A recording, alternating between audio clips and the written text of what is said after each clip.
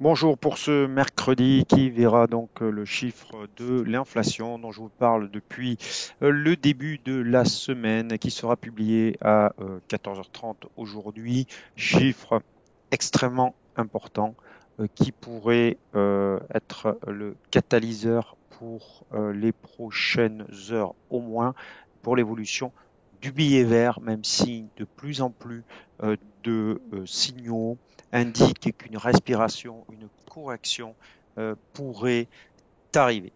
On va regarder tout de suite ce qu'on attend. Donc, pour ce chiffre, un taux d'inflation annuel pour le mois d'avril donc est attendu à 8,1%. C'est le consensus et 6% sur l'inflation sous-jacente. Si ce chiffre sortait plus fort, le dollar risque fortement de continuer à s'apprécier et donc on risque d'être dans la tendance. Mais je pense qu'un chiffre, même en ligne, pourrait donner lieu à une respiration sans remettre en cause la tendance de fond, mais une respiration parce qu'on est très, très, très suracheté maintenant sur le billet vert. Ceci étant, l'évolution de long moyen terme reste haussière. Donc ça, on risque d'avoir une petite respiration avant de reprendre le trend principal. On voit ça tout de suite en graphique. Avant ça, l'avertissement sur les risques.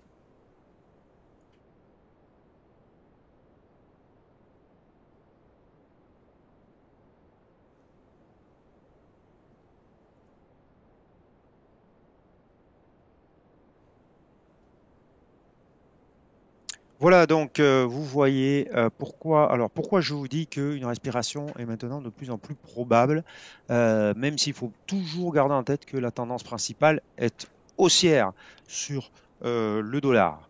Alors pourquoi? Parce que j'ai deux indications qui me montrent qu'il y a un petit essoufflement, une petite attente sur le dollar. D'abord, ce plus haut de janvier 2017 et mars 2020 qui était à 103,96 pour arrondir, on va dire 104, a été brièvement dépassé avant-hier, mais n'a pas pu être confirmé par une clôture. Donc c'est une preuve d'essoufflement quand même sur l'indice. Ensuite, vous avez une divergence baissière ici qui est en train de se matérialiser, même si, attention, elle n'est pas encore valable. Pour qu'elle soit valable, il faudra que le RSI clôture sous les 61. On n'en est pas là, mais le chiffre du CPI cet après-midi pourrait donner ce déclenchement euh, de signal. Donc, en plus, ça pourrait donner lieu aussi à une cassure de la moyenne mobile à 13 périodes. Donc, tant qu'on est au-dessus, on garde un biais haussier, prudence. Si vous êtes en pause juste avant euh, la publication de ce CPI, je vous conseille fortement d'alléger vos positions, quitte à les reprendre après, tant pis, mais le risque de respiration étant tellement élevé euh, que, à mon avis, il vaut mieux s'alléger un petit peu. Euh, on va voir surtout sur le dollar yen parce que c'est particulièrement, ça se précise de plus en plus sur le dollar yen avec, vous le voyez, cette divergence qui est en train de se matérialiser puisque vous voyez ici le RSI qui actuellement est en train de casser le précédent creux à 64 avec des sommets descendants alors qu'on fait des sommets euh, ascendants sur la paire mais de moins en moins haut.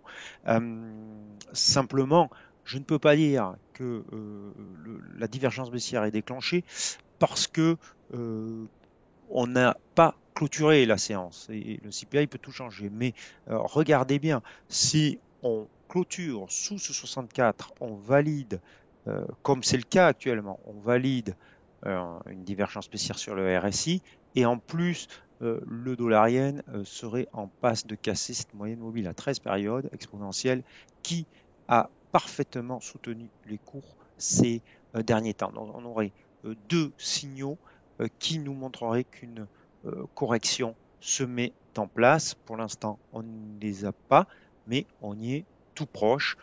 Ne jamais anticiper, ne jamais anticiper ce genre de correction parce que le trend reste, la tendance reste extrêmement forte. Mais méfiance, méfiance, méfiance, prudence. Je pense que le billet vert est quand même prêt maintenant pour une petite correction. Même si je ne pense pas que la tendance est prête à se retourner. On va aller voir le dollar suisse. Là encore, euh, alors on n'a pas une divergence comme sur le dollar yen, mais vous voyez cette bougie rouge déjà qui se met en place. Alors, elle n'est pas clôturée, bien entendu, mais elle arrive quand même sur une zone de résistance très importante entre 0,9920, pour être plus précis, pour que vous voyez à quoi ça correspond. Vous voyez, c'est les deux précédents plus hauts hebdomadaires de 2020 et 2019. Donc, hop là, voilà. Donc cette zone ici de résistance avec un RSI extrêmement suracheté, donc une paire extrêmement surachetée, ça serait assez logique que cela se transforme par un retour sur la moyenne mobile à 13 périodes à minima. 0,98, ça fait quand même 200 pips de gains à réaliser. On va aller voir les paires majeures maintenant. L'euro-dollar qui lui se stabilise complètement. Un récit un petit peu en hausse. Alors, sur l'euro-dollar, il faudra dépasser on peut avoir un rebond jusqu'à 1,0640 sans que ça ne change rien sur la lecture. Ça serait juste une respiration, même pas une correction. C'est seulement au-dessus du 1,0640 où on pourra anticiper un rebond un peu plus important. Et si par contre le chiffre du CPI sort vraiment très fort et qu'on a une cassure des 1,04 70, 70, on pourra aller voir 1,0340 sur extension. Sur le câble, exactement la même lecture avec la 1,2406 comme point à surveiller cet après-midi. Si on les casse, on pourra revenir sur 1,2638. Là encore, c'est seulement au-delà de 1,2638 qu'on commencerait à voir une inversion de tendance. Mais même si on remonte jusque-là, la tendance restera quand même baissière sur le câble et donc haussière sur le dollar. Alors, le kiwi, je vous avais dit hier qu'on pouvait peut-être le vendre. Ce n'est pas une très très bonne idée parce qu'on est très survendu. On a là encore un RSI qui est extrêmement survendu. Donc, il vaut mieux sortir. Cette bougie verte pourrait s'accentuer. Même chose sur le Luni, le dollar contre dollar canadien qui euh, pourrait faire un faux break en fait au-dessus de ces des 1,30. On a clôturé hier au-dessus de 1,30, ce qui laissait penser qu'on pouvait aller plus haut, mais la bougie du jour et la forme de la bougie d'hier incite à beaucoup de prudence. On est assez proche d'un faux break plutôt que d'une continuation. Et donc on pourrait avoir un scénario de ce type un petit peu comme sur toutes les paires de devises, vous voyez, avant de repartir à la hausse. Donc la lecture de moyen terme reste valable, mais à très court terme, on pourrait avoir une correction un petit peu plus prononcée, ce qui d'ailleurs nous offrirait un risk-reward beaucoup plus intéressant.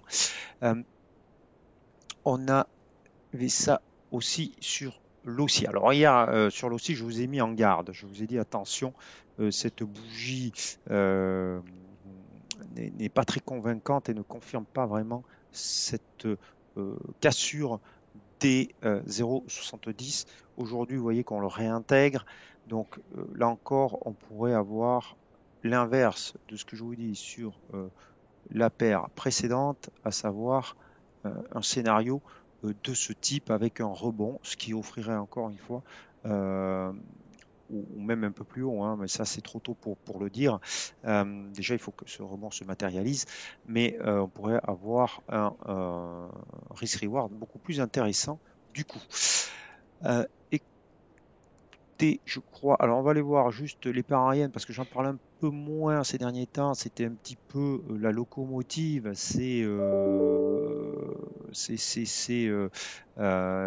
Dernières semaines. Tout simplement parce qu'on est dans une forme de consolidation horizontale contre l'euro et aussi contre la livre, même si la livre c'est un peu plus une correction qu'une consolidation horizontale. La grosse zone de support à surveiller, ça sera 158,20, 159. Ça pourrait présenter un très très bon point d'entrée si jamais on revenait, qu'on voyait un chandelier haussier sur ces niveaux. Bon, bien entendu, c'est pour l'instant de la science-fiction, c'est beaucoup trop tôt. On garde ce plan de trading en tête, mais bien sûr, je vous en reparlerai si ça se matérialisait. Alors, pour finir, on m'a demandé d'analyser l'AUD CAD. Je remercie d'ailleurs la personne qui m'a posé la question. Hop, attendez, voilà, hop, hop, hop. Qui me disait que donc en mensuel, elle y voyait un triangle. Donc, alors, on va voir ça en détail, parce que la question est intéressante, mais je ne suis pas tout à fait d'accord avec la personne. Alors d'abord, un triangle, il va se former plutôt pour qu'il ait une valeur, on va dire, technique, euh, il va plutôt se présenter en fin de tendance ou en tout cas en milieu de tendance, mais il faut qu'il y ait une tendance. Or là, vous voyez que c'est pas vraiment le cas.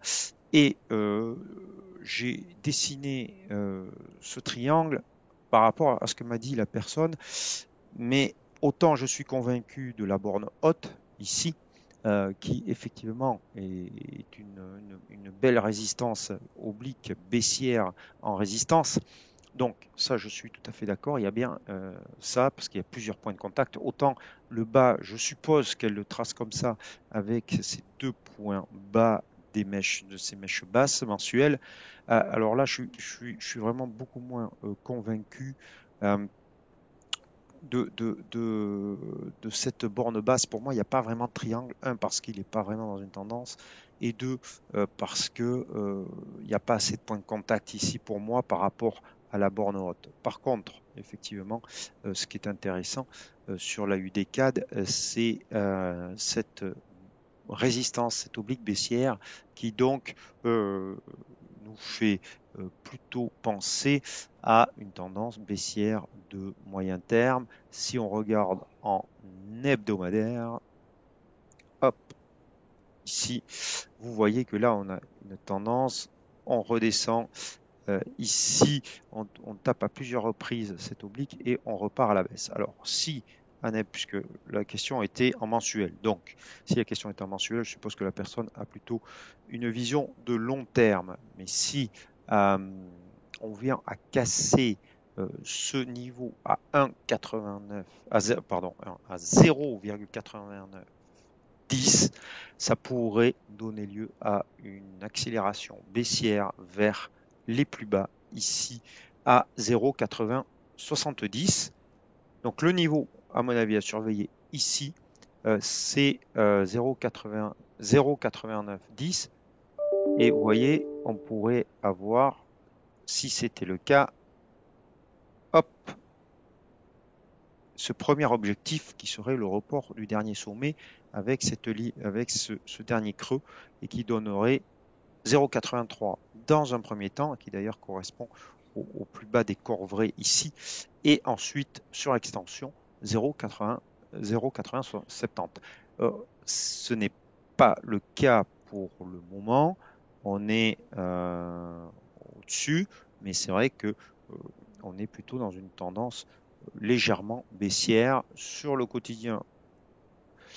Si on regarde, donc la ligne ici à 0,8910 est ici, la ligne hebdomadaire. On est dans une tendance baissière pour le coup, pas de problème. Donc déjà, ce qui peut se passer ici, malgré cette figure qui ressemble à une figure un petit peu de retournement à court terme, ça pourrait être un petit rebond ici avant de retomber sur et de venir tester ce plus bas à 0,8910. Donc plutôt baissier sur la UDCAD à peu près sur tous les horizons de temps, même si à très court terme, un petit rebond n'est pas à exclure, mais tant qu'on reste sous ce dernier sommet à 0,9260, le risque est quand même qu'on revienne sur 0,8910. Voilà, j'espère que j'ai répondu à la question de la personne qui m'a posé. Je vous encourage d'ailleurs à poser et faire des remarques constructives, bien sûr, sur le chat de la chaîne YouTube. J'essaierai d'y répondre à chaque fois euh, avec plaisir. En tout cas, pour revenir sur l'ensemble du marché, CPI très important à 14h30 aujourd'hui, avec quand même le risque que ce chiffre ne sorte pas euh, très fort. Et donc, s'il était en ligne ou, bien sûr, en dessous du consensus, des attentes, il pourrait donner lieu à une respiration maintenant du dollar qui semble mûr pour le faire. Bien sûr, je ne sais pas ce qui va se passer, je ne connais pas le chiffre et il peut sortir encore plus élevé et encore mettre le feu aux poudres. Voilà, je vous souhaite un très bel après-midi, de très bons trades, je vous dis à demain, ciao ciao.